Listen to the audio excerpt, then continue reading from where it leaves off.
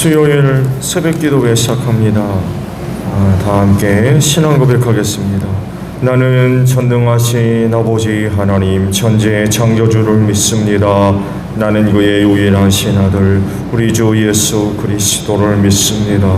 그는 성령으로 잉태되어 동정녀 마리아에게서 나시고 본디오 빌라도에게 고난을 받아 십자가에 못 박혀 죽으시고 장사된 지 사흘 만에 죽은 자 가운데서 다시 살아나셨으며 하늘에 오르시어 전능하신 아버지 하나님 우편에 앉아 계시다가 거기로부터 살아있는 자와 죽은 자를 심판하러 오십니다. 나는 성령을 믿으며 거룩한 공교회와 성도의 교제와 죄를 용서받는 것과 몸의 부활과 영생을 믿습니다. 아멘. 찬송가 488장 우리 부르시고 말씀을 보죠. 488장입니다.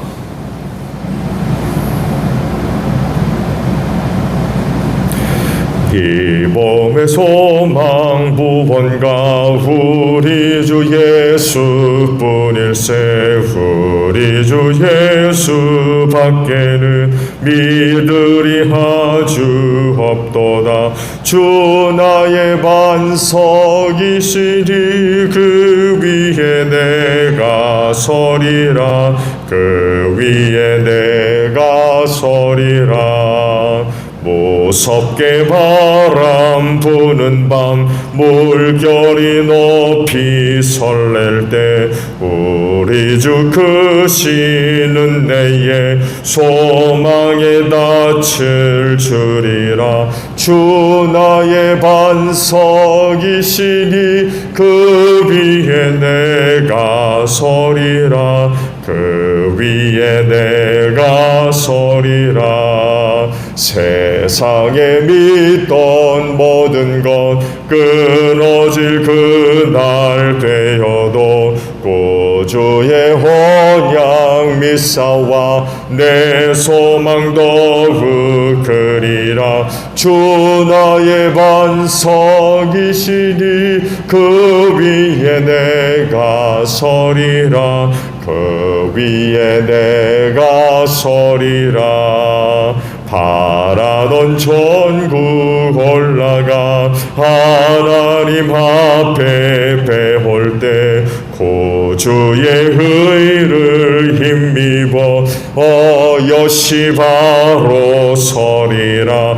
주 나의 반석이시니 그 위에 내가 서리라. 그 위에 내가 서리라. 다니엘서 11장의 말씀입니다. 다니엘서 11장 1절로 19절까지 있는 말씀을 보겠습니다. 내가 메대 사람 다리우스를 연해 그를 강하게 하고 보호하려고 일어섰다. 이제 내가 진실을 너에게 말하겠다. 보아라, 페르시아에 또 새 왕이 일어날 것이며 그 뒤에 넷째 다른 누구보다 큰 재물을 모을 것이다. 그가 재물을 모으고 권세를 쥐게 되면 모든 사람을 격동시켜서 그리스를 칠 것이다. 그러나 그리스에서는 용감한 왕이 일어나서 큰 권력을 쥐고 다스리면서 자기 마음대로 할 것이다. 그러나 그의 권세가 끝날 때가 되면 그의 나라가 깨어져서 천하 사방으로 나뉠 것이다. 그의 자손도 그 나라를 물려받지 못한다. 그의 자손은 그가 누리던 권세도 누리지 못할 것이다. 그의 나라가 뽑혀서 그의 자손이 아닌 다른 사람에게 넘어갈 것이기 때문이다.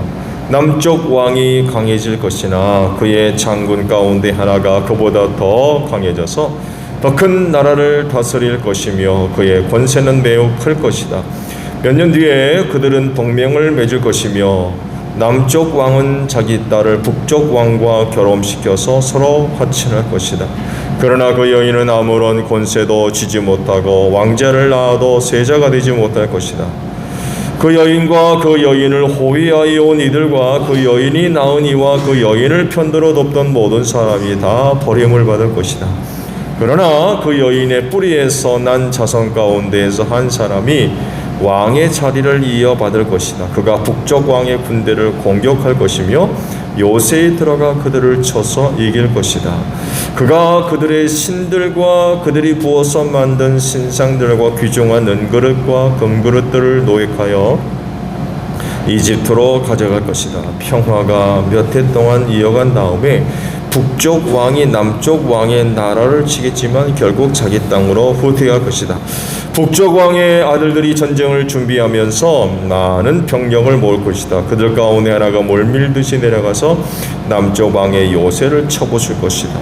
남쪽 왕이 크게 격분하여 나아가서 북쪽 왕과 싸울 것이다. 이때 북쪽 왕이 많은 군대를 이룰 것이나 그 큰 군대는 남쪽 왕의 손에 넘어가 포로가 될 것이다. 남쪽 왕이 그 큰 군대를 사로잡을 때에 그의 마음이 교만해져서 수많은 사람을 쓰러뜨리고도 승리는 차지하지 못할 것이다. 북쪽 왕은 돌아가서 처음보다 더 많은 군대를 일으킬 것이며 몇 해가 지난 다음에 큰 군대와 장비를 이끌고 갈 것이다. 그때 많은 사람이 일어나서 남쪽 왕을 칠 것이다. 너희 백성 가운데에서도 난폭한 사람들이 나서서 환상에서 본대로 이루려고 하겠지만 그들은 실패할 것이다. 그때 북쪽 왕이 와서 그 언덕을 쌓고 요새받은 상급을 빼앗을 것이다. 남쪽 군대는 북쪽 군대를 당해낼 수 없을 것이다. 남쪽의 정예 부대도 북쪽 군대를 당해낼 힘이 없을 것이다. 북쪽 침략자들은 남쪽 사람들을 자기들의 뜻대로 가볼 것이나 아무도 그들을 당해내지 못할 것이다. 그들은 영광스러운 땅, 약속의 땅에 우뚝 설 것이며 그 땅을 완전히 장악할 것이다. 북쪽 왕은 자기 나라의 군사력을 이용하여 남쪽 왕과 화친할 것이며 남쪽 왕에게 딸을 주어 그 왕국을 멸망시키려고 할 것이다. 그러나 그 일은 이루어지지 않고 그에게 도움도 되지 못할 것이다. 그 뒤에 그는 해변 땅 쪽으로 방향을 돌려서 많은 곳을 점령할 것이다. 그러나 한 장군이 나타나 그를 꺾어버려서 그가 더 이상 행패를 부리지 못하게 하고 오히려 북쪽 왕이 부리던 행패가 자신에게로 되돌아가게 할 것이다. 그 뒤에 그가 자기 땅에 있는 요새지로 돌아가겠지만 비틀거리다 넘어져서 사라지고 말 것이다. 아멘. 오늘 아침에는요 2절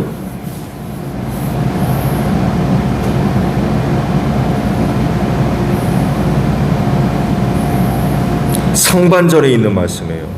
이제 내가 진실을 너에게 말하겠다 라는 말씀입니다. 하나님의 말씀은 거짓이 없죠. 그렇죠? 그분 자신이 참되기 때문에 거짓이 있을 수가 없고, 그래서 오늘의 말씀과도 같이 그분은 진실을 말할 수밖에 없는 분이에요. 있는 그대로, 사실 그대로. 그래서 믿어야 되겠죠. 믿을 뿐만 아니라 순종해야 합니다. 그럴 때 그런 그들에게 하나님의 그 말씀이 은혜가 돼서 생명을 주고 또한 구원함에 이르게 할 줄로 믿습니다. 다니엘서 11장의 말씀의 일부를 봤죠. 19절까지만 봤습니다만 해도 이 말씀들은 당시 열강들, 이 세상에 있을 나라들에 대한 역사적 사실들, 실제적인 역사들을 기록한 말씀입니다. 소설이 아닙니다. 추상적인 그런 어떤 이야기, 사람들이 만들어 놓은 어떤 역사 이야기, 신화 이런 것이 아니라 그건 실제적인 사건이었어요. 단지 그 시대에 등장했던 인물들의 구체적인 이름만 없을 뿐이지 너무나도 자세하게 구체적으로 또 실제화된 일로 기록되어졌다는 것입니다. 그리고 놀랍게도 이건 예언이었어요. 앞으로 이런 나라들, 그 나라에 어떠한 사람들이 등장하고 사라질 것이며 각 나라가 어떤 관계를 맺게 될 것인가 하는 것들을 쭉 기록을 하셨어요. 다니엘서의 이와 같은 너무나 구체적이고 정확한 내용으로 말미암아서 후대 일부 어떤 신학자들은 이게 과연 다니엘이 기록한 게 맞느냐 의심을 해요. 말씀을 쭉 보셨죠? 굉장히 구체적이에요. 그야말로 사람 이름만 빠져있지 이거 뭐 진짜 다 알고서 쓴 것과 같은 그런 말씀들이에요.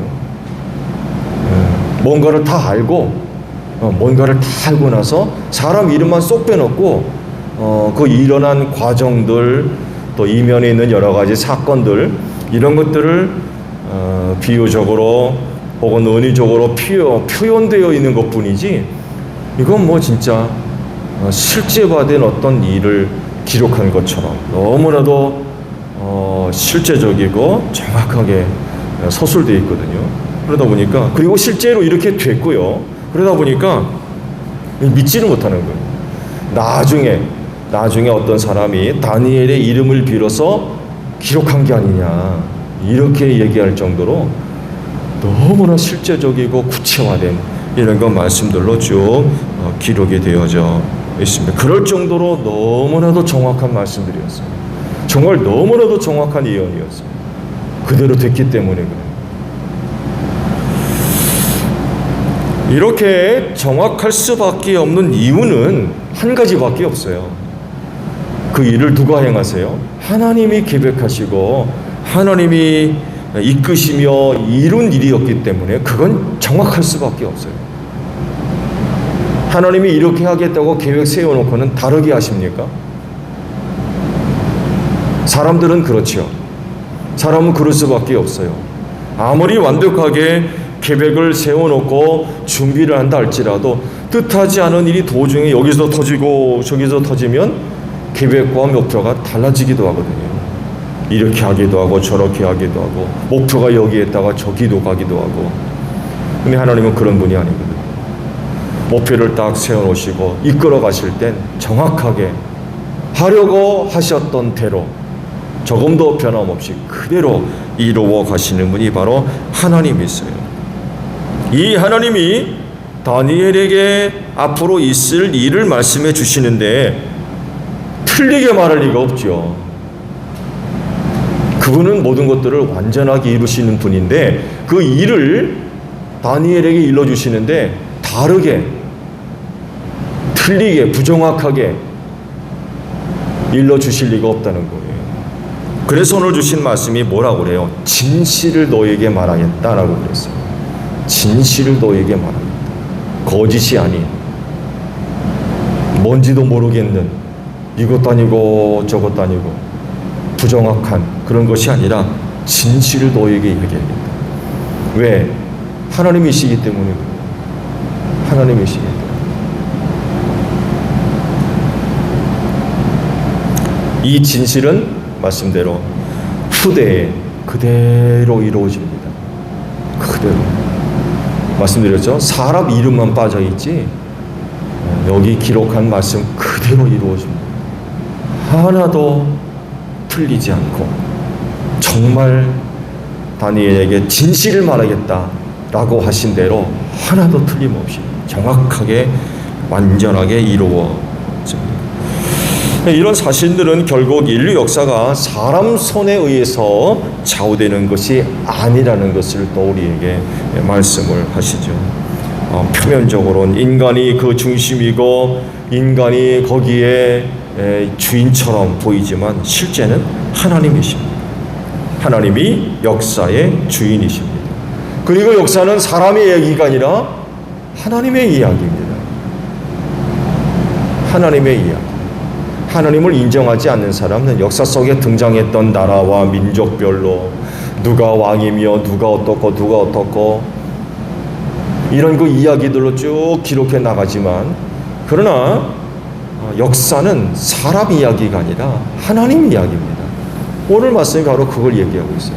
하나님이 뜻을 세우시고 어떤 나라를 세우고 어떤 나라를 멸망시키며 누가 왕이 되고 누가 왕에서 쫓겨나며 뭐 누가 이을 것이 뒤를 이을 것이며 쭉 기록해 나갈 것이며 계획을 그렇게 벌써 다 세워놓으셨어요. 전부 다. 그래서 인류 역사는 하나님의 이야기입니다. 그렇기 때문에 모든 사람은 하나님이 하시는 말씀에 귀를 기울여야 되고요.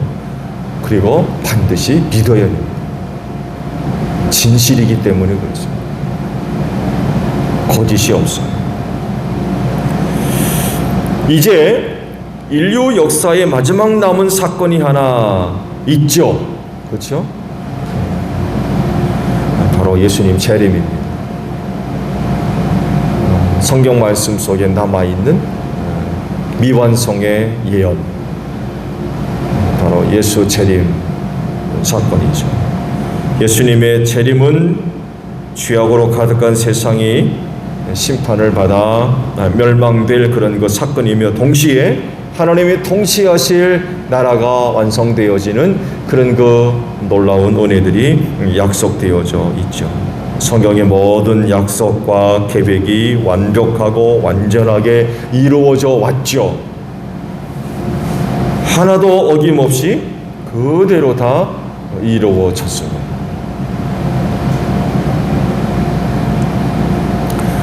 좋은 예를 따진다면 아브라함에게 하셨던 말씀, 너희 자손이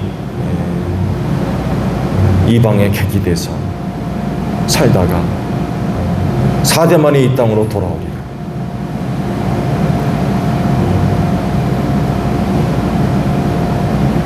말씀 그대로 이루어지죠.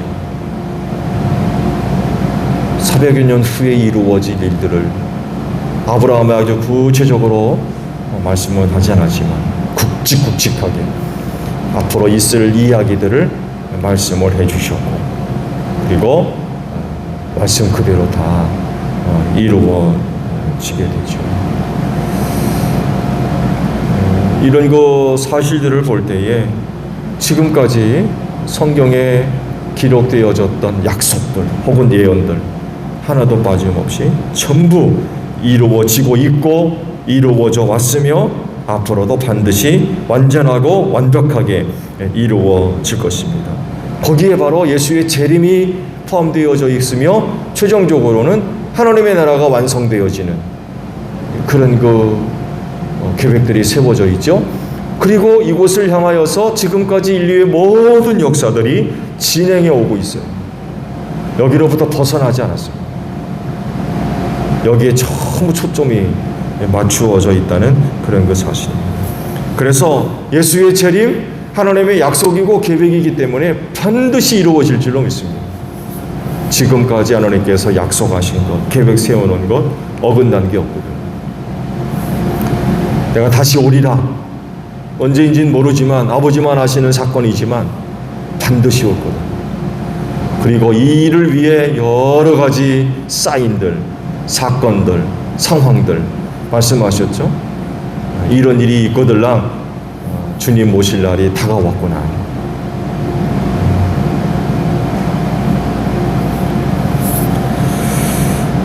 그날에 예수께서 구름 타고 하늘로부터 이 세상에 강림하시는 걸 모든 사람들이 보게 될 것입니다. 그리고 이때 고백되어지는 말이 하나 있겠죠. 진짜네. 진짜네.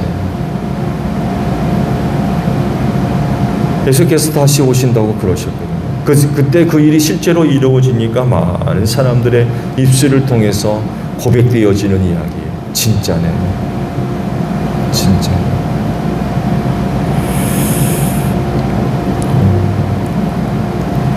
과거에도 그래 왔듯이 지금도 그리고 앞으로도 하나님이 모든 것을 주관하시고 이끌어 가실 겁니다. 그리고 계획하신 것을 완성하기 위해 쉬지 않고 오늘도 일하실 것입니다. 여기에 우리 그리스도인들이 편승해야 될 것 같아요. 하나님 따로 놀고 사람 따로 놀고 그래서는 구원받을 수 없죠. 하나님께서 계획하시고 그 일을 이루어 가시는 거기에 우리가 편승해야지, 그렇지 않으면 구원받을 수 없어요.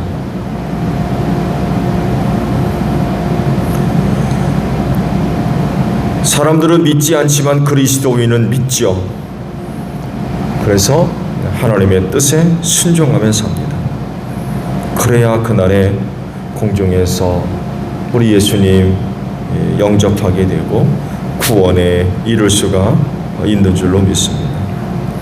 많은 사람이 시간이 지난 후에 이런 말들을 하죠. 아유, 미처 거기다 땅 사놓을 걸.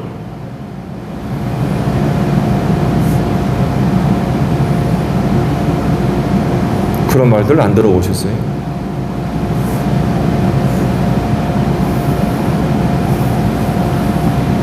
세종시 아파트 값이 엄청나게 올라갔다며요.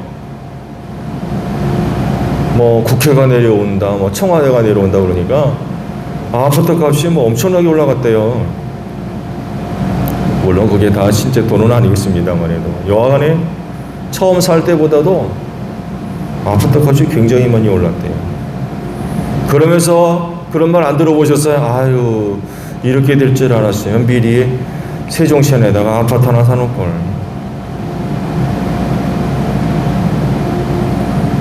땅 사놓을 걸. 아유, 이렇게 회사가 갑자기 터질 줄 알았으면 미리 투자나 해놓을 걸.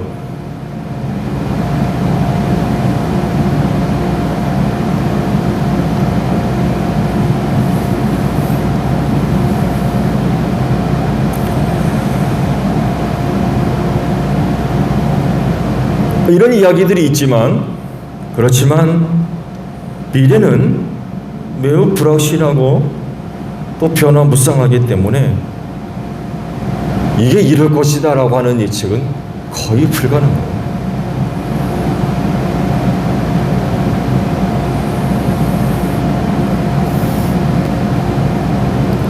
올해 코로나19가 나올지 누가 알았어요?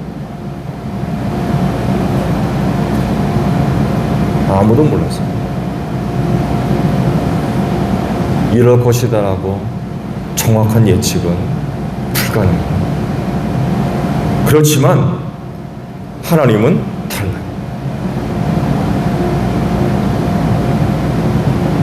성경을 보면 우리는 미래를 알 수 있습니다. 하나님이 어떤 계획들을 갖고 계시는지, 어떤 뜻을 세워놓고 계시는지, 그래서 오늘 인류 역사를 어떻게 이끌어 가고 계시는지 성경을 보면 우리는 알 수 있어요.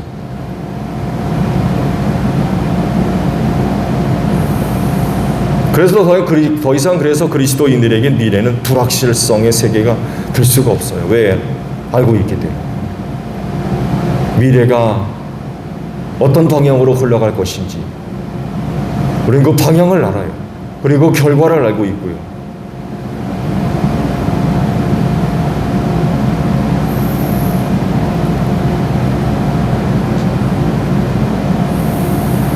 성경은 앞으로 있을 일들을 정확하게 말씀을 하고 있죠.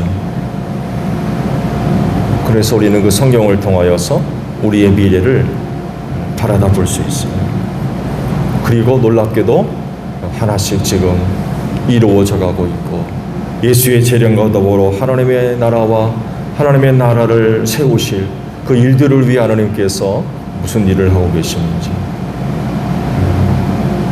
말씀하셨고, 또 그것이 오늘날 이 세상에 하나씩 지금 나타나고 있어요. 그런 것들을 볼 때마다 하나님께서 약속하신 대로 그날이 지금 다가오고 있구나. 정말 말씀과도 같이 주께서 문 밖에 서서 문을 두드리고 계시는, 문만 열면 되는 이런 상황 가운데 있다고 하는, 우리 이런 사실들을 알고 있어요. 그럴진데 늘 그날을 준비하며 사는 여러분들이 되시기를 바랍니다. 다니엘 시대에 앞으로 하나님께서 이런 일들을 이렇게 이루실 것이라고 하는 것들을 사람들이 명확하게 잘 알고 있다고 하면 그때 일어난 여러 가지 많은 일들을 준비할 수가 있었겠죠. 그렇죠? 준비할 수가 있어서 그 준비는 저들의 생명을 좌우하게 된 일이었을 겁니다. 오늘 이 시도 마찬가지죠. 그건 구원과 직결되는 일들입니다.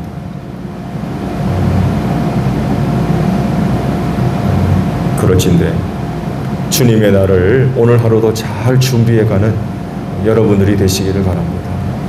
그래서 그날에 구원함에 이룰 수 있는 여러분들이 되시기를 바랍니다.